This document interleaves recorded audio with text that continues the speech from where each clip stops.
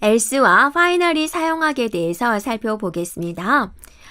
예외가 발생하지 않았을 때 코드를 실행하는 else가 있습니다. 그걸 사용해 보도록 할 건데요. 형식은 try, except, else 이렇게 진행해 주면 돼요. 여기서 else는 except 바로 뒤에 나와줘야 되고요. except는 생략할 수 없습니다. try하고 실행할 코드를 쓰고요. 예외가 발생을 했을 때 처리하는 코드, 또 예외가 발생하지 않았을 때 실행하는 코드, 이런 식으로 사용할 수 있습니다. 자, 우리가 10을 입력된 숫자로 나누고 예외가 발생되지 않으면 계산 결과를 출력해 보겠습니다.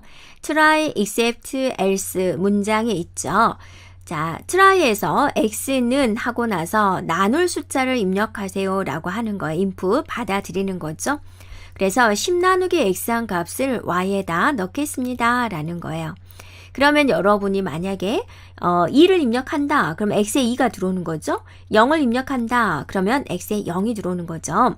자, 여러분이 입력된 값에 따라서 이제 처리를 하게 되는데 오류가 발생을 하는 거죠. 예외가 발생을 하게 되면 제로, 디비전, 에라다 라는 거죠. 그래서 숫자를 0으로 나눌 수 없습니다 라는 메시지를 표시를 해라.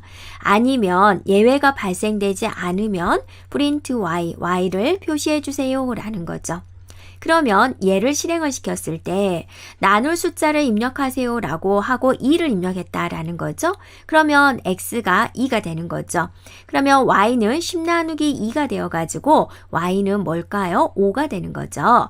네, 그래서 print y, y를 출력해 주세요 라고 하면 5.0이 이렇게 표시가 된다라는 거죠. 자, 그런데 만약에 실행을 시켰는데 여러분이 0을 입력했어요. 그러면 x에 0이 들어와서 분모가 0이 돼버리니까 이거는 오류가 돼버리죠. 예외 상황이 발생을 한 거죠. 그러면 바로 이 문장을 수행을 하게 된다라는 거죠. 네, 그래서 숫자를 0으로 나눌 수 없습니다 라는 메시지가 보여진다라는 거죠. 이번에는 예외와는 상관없이 항상 코드를 실행시키는 finally 사용법에 대해서 살펴보겠습니다. finally는 except와 else를 생략할 수가 있어요. 형식은 이렇게 됩니다. try, except, else, finally예요. try에 실행할 코드, 예외가 발생을 했을 때 처리하는 거, 예외가 발생하지 않았을 때 실행하는 거, 예외 발생 여부와 상관없이 실행하는 거, 이렇게 구성이 됩니다. 그러면 자, 우리가 이런 문장을 한번 살펴볼까요? x에 여러분이 입력한 숫자가 들어옵니다. 그리고 10 나누기 x한 결과를 y에다 주는 겁니다. 오류가 발생이 되면 이런 문장이 표시가 되고 아니면 오류가 없으면 예외가 발생하지 않으면 y를 표시해 주세요 라는 거죠. 그리고 예외가 발생하던 발생하지 않던지 간에 finally에서 코드 실행이 끝났습니다. 이런 게 표시가 되겠다라는 거죠. 그래서 실행을 시켰습니다. 여러분이 2를 입력하면 10 나누기 2가 되어서 5.0이 표시가 될 거고 finally에 있는 문장 코드 실행이 끝났습니다가 표시가 되겠죠. 만약에 여러분이 0을 입력을 한다. 그러면 어떻게 되죠?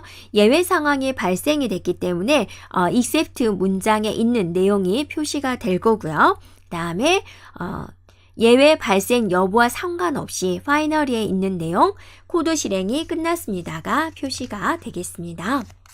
이거를 우리가 그림으로 한번 살펴볼까요?